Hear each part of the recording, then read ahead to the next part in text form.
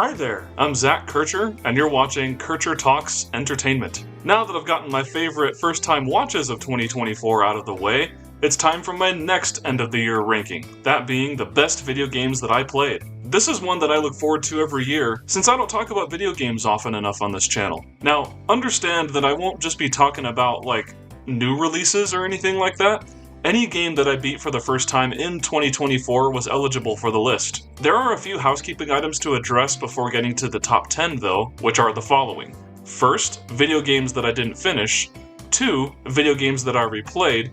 And 3, video games that I played to completion but just didn't like enough to actually include in the ranking. So, first and foremost, Spelunky is awesome, but I still haven't beaten it. I think anyone who has played this game can understand where I'm coming from. As for Alien Isolation, I tried playing it after seeing Alien Romulus, but I just don't think I was in the right mood and headspace to play something like that at the time. Maybe I'll try it again eventually. As for the games that I replayed, those include Persona 5 Royal, Bioshock, a handful of the Halo campaigns, and Batman Arkham Asylum, which served as a much-needed palate cleanser after Joker Folie à Deux. Finally, we get to the games that simply didn't make the cut for my list. One of them was The House of Da Vinci, an indie puzzle game that my in-laws randomly discovered on the PlayStation Store one day. My wife and I gave it a chance on Steam since she's a big fan of Da Vinci's art, and the 3D wood puzzles that you're tasked with solving are based on his inventions. The problem is that while some of the puzzles were very rewarding to solve, others were annoyingly obscure, and sometimes after looking up the solution, we were left to think, okay,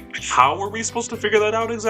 I'd be willing to give the sequels a shot, especially since I dug the escape room vibes of the first game, but I won't be a happy camper if the solutions remain poorly communicated. And the other game, I'm sad to say, is Insomniac's Spider-Man 2. People often make fun of Sony's first-party blockbuster games as these transformative experiences that take themselves way too seriously, and that's certainly one of the pitfalls of this game for me. Giving MJ a stun gun did not make these slow, pace-breaking sequences that much better. The story is also painfully predictable and safe, and the same can kinda be said for the gameplay. It's an undeniable technical masterpiece, and has some of the smoothest gameplay out of any superhero game out there, but perhaps it just felt a little bit too easy and manufactured. You get what I'm saying? The first game had something to prove, and now that this is technically the third installment in this series, it came across like Insomniac was trying to please everyone. I'm sure that it pleased some people out there, but I was simply underwhelmed by it. But now that we've gotten all of that out of the way, let's dive into the actual top 10. I really enjoyed all of the games I'm going to be mentioning here, but they are nonetheless ranked in terms of how much I enjoyed them. We'll start with number 10.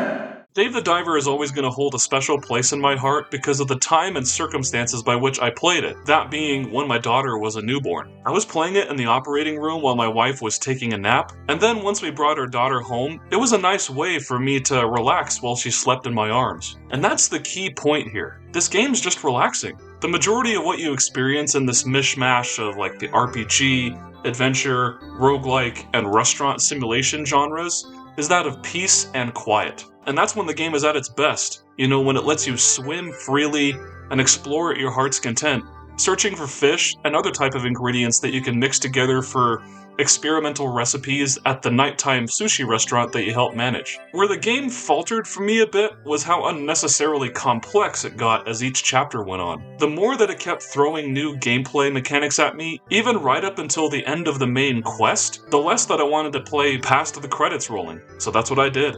Once I beat most of the quests, I was done, since Dave the Diver bit off more than it could chew for me. But it was still a very pleasant experience while it lasted, and I would genuinely recommend it to anyone who wants to spend 30 to 40 hours on something that's just kinda peaceful and chill. Number 9! Now when I tell you that Make Way is just ultimate chicken horse with cars, I want you to know that there's truly no better description you can give this game. Up to 4 people are tasked with building a racetrack with all sorts of wacky weapons and obstacles, and as you can well imagine, the results are often ridiculously fun. The controls are easy to learn, so that makes it easy for players of varying skill levels to have fun together. The mechanics of building your own tracks rife with obstacles and weapons make it so that no single race ever feels the same. What I love most about it, though, is that it's as traditional of a multiplayer experience as you can get, like a 4-player, Nintendo 64 game with a fresh coat of paint. Sure, I mean, these days I'm not playing it as frequently, since we unlocked all of the cars and the track pieces after about 10 hours of gameplay, but I greatly appreciate that it brought together my friends and family as much as it did, and it can easily be brought out again whenever we feel like just spending some harmless fun together. Games like this are easy to whip out at parties due to their low barrier to entry, and the skill ceiling is also low enough that people who are more skilled at games don't have to feel like they need to cheapen what they're doing in order for others to have fun. Make Way is a pretty level playing field,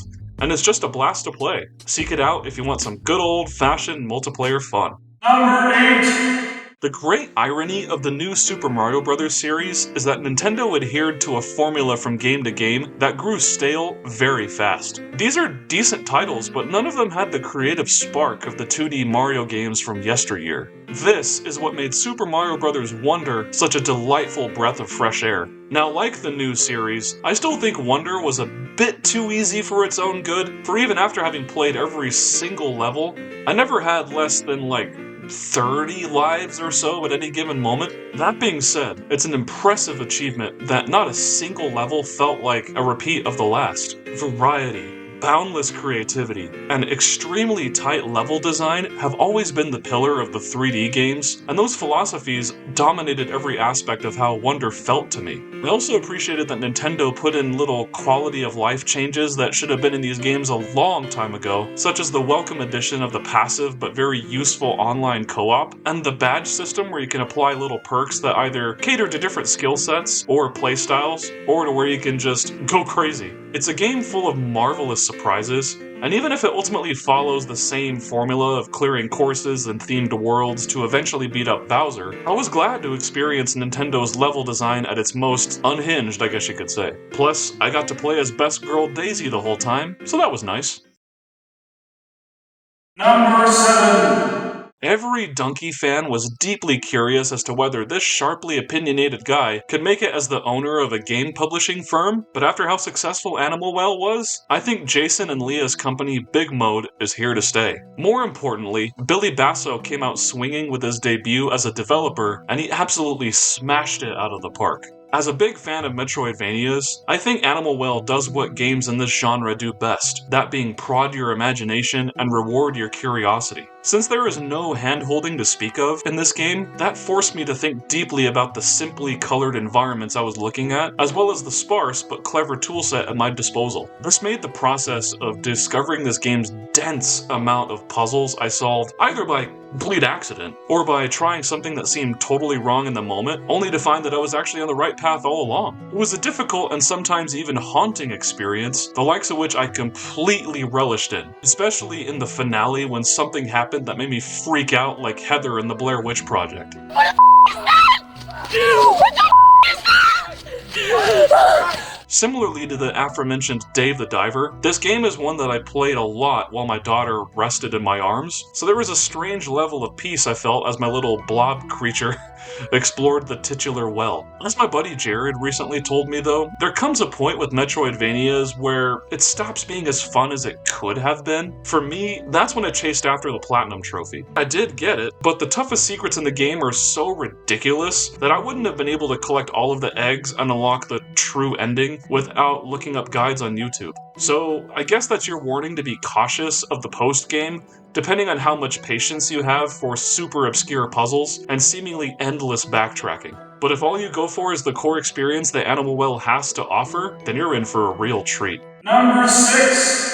Now, despite my love and admiration for Animal Well, there is another Metroidvania that edged it out, and one that was criminally overlooked this past year. Ubisoft may have had a hilariously bad year in 2024, and rightfully so given all of the crap they've been up to, but Prince of Persia: The Lost Crown didn't deserve to be caught in the crossfire. It's a legitimately solid Metroidvania. Maybe one of the most fun that I've ever played, to be honest with you. When talking about gameplay alone, there is very little to complain about. The combat system is fluid and robust, given that the controls are tight, but you also have a wide range of weapons, magical abilities, and acrobatic movesets that let you get really fancy with how you tackle your enemies. Having a slick parry and dodge mechanic also keeps things interesting. Ubisoft Montpellier, the geniuses behind the semi-recent 2D Rayman games, didn't skimp out on tough but ingenious platforming sections either. This game tested me in ways that were tough, but in the most, gleefully entertaining way possible. I don't know, maybe I'm crazy for wanting games to challenge me, but The Lost Crown did that in spades for me, both for its lovingly crafted interconnected world full of secrets and shortcuts to discover, as well as some of the most awe-inspiring boss battles I've ever fought in a Metroidvania game. All of this makes for a 30 to 40 hour adventure that has very little fat left on it. This is just a lean, mean, and well-designed package of entertainment that deserves so much more than it got. The only reason it's not higher on the list is because the story is kinda lame, like the most cookie-cutter video game plot twist you could ever think of.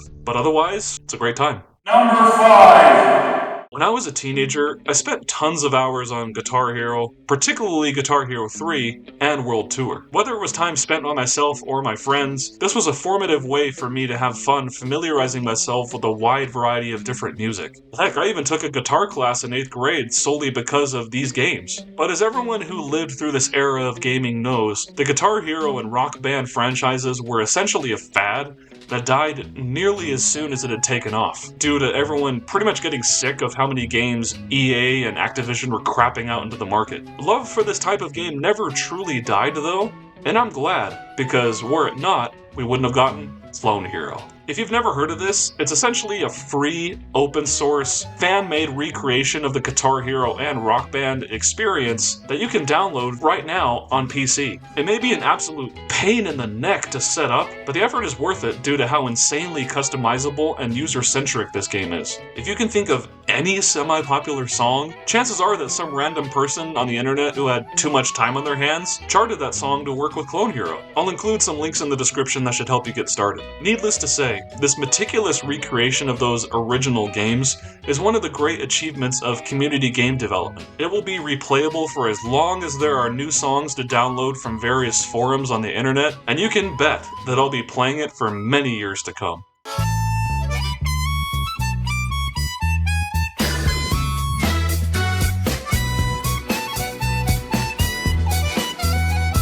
These Persona games take a really long time to beat, you know? In particular, I started Persona 4 Golden back in October 2023, and after many months of off and on play that totaled up to about 100 hours or so, I finally got the true ending and witnessed this closely knit group of friends creating memories together. Even though I ultimately prefer Persona 5 Royal over this, there's something about Persona 4 that felt a bit more personal. It's hard to put my finger on all the reasons why that is, but one big one lies in its setting. Since it takes place in 2011 and the main protagonist is a junior in high school, that means he would have been in the same graduating class as me. Role-playing a high school student in Persona 5 much later after high school was one thing, but in the context of Persona 4, it almost felt like I was vicariously reliving my high school experience through the protagonist and the many friends he makes along the way. Considering this game has a more easygoing slice of life tone to it, even as the main objective of the game is to solve a murder mystery Scooby-Doo style, it was easy to picture myself doing a lot of these same things with my high school friend group. You know, aside from dungeon crawling and fighting a bunch of monsters, that is. This is a very memorable journey of small-town murder solving, and if you are like me and typically don't care for most JRPGs, give this, or really any Persona game, a shot. You might be surprised by how much you get invested in it.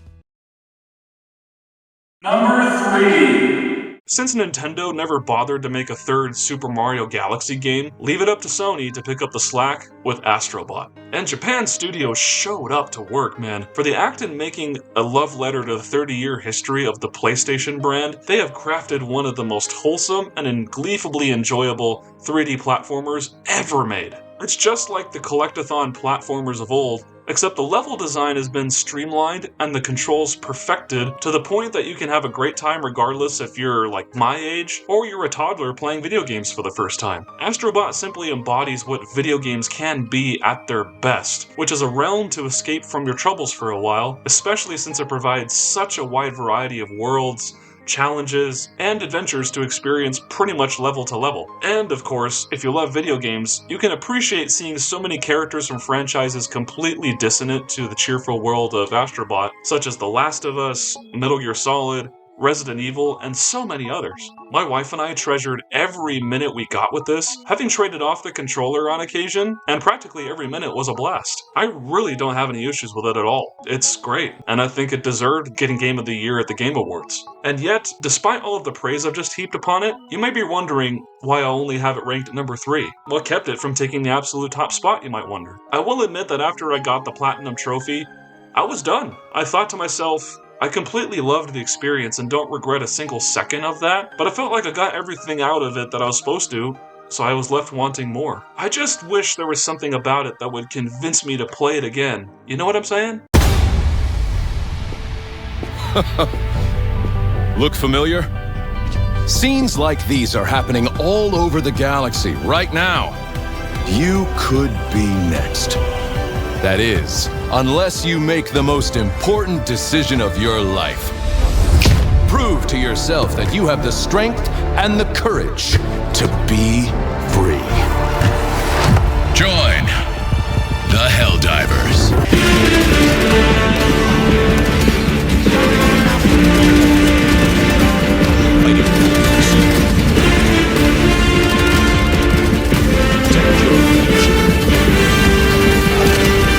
Anyone who legitimately knows me is aware that I'm not big into online multiplayer games. I don't have the time and patience to deal with games that are asking me to sell my soul in exchange for grinding to get pointless XP or better loot. It's just not worth the effort to me, especially if a community is like extremely competitive and toxic. But Helldivers 2 is different. Arrowhead Game Studios cracked the code for making a live service actually work, and work well for that matter. Sony may have ruined a good thing for a minute there. Oh my goodness! But otherwise the developers captured the perfect formula for conveying that an actual war is going on between this hilariously militarized fascist society.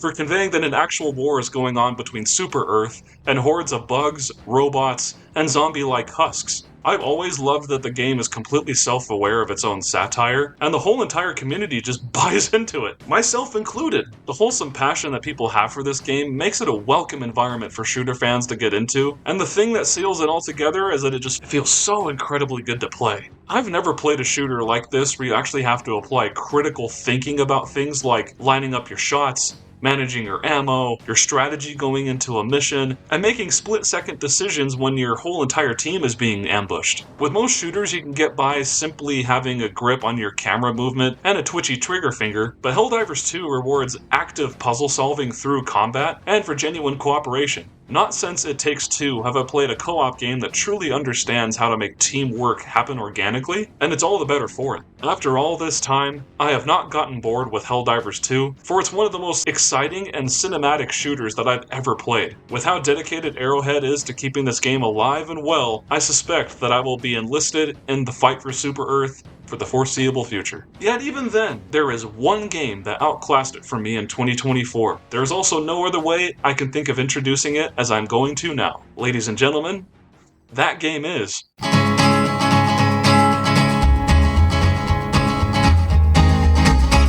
My experience with Fallout New Vegas is like how it was when I played Breath of the Wild for the first time. Coming from me, that's the best compliment I can give it. The game was intimidating at first, what with its huge amount of mechanics, the massive Mojave wasteland that lay before me to explore, and for the fact that I had to install friggin' mods in order for it to function properly on my laptop. But once I settled in, this provided exactly the kind of gaming experience I crave after. To be specific, over the years I've realized that I'm drawn to games that give me a lot of power over how my playthrough is going to go. Most of the time I end up picking the heroic choices in the RPGs that I play, but that doesn't diminish my appreciation for New Vegas being designed with a lot of options for choices the players can make, and a lot of them being morally gray ones. A grand majority of these choices and their accompanying quests are legitimately interesting, the likes of which made me think very hard about what kind of ramifications my choices would have upon what little society remains in this post-nuclear world.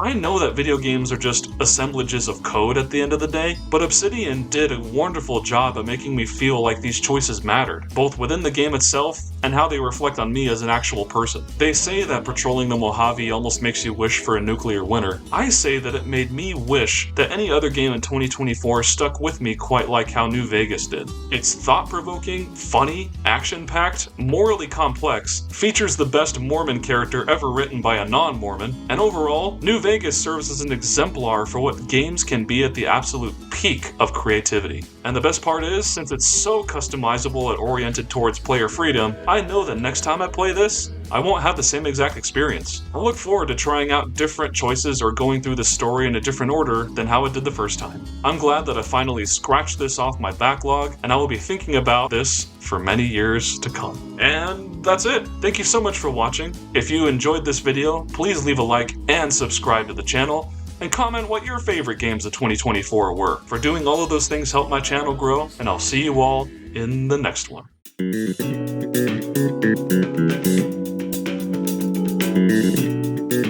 Thank you.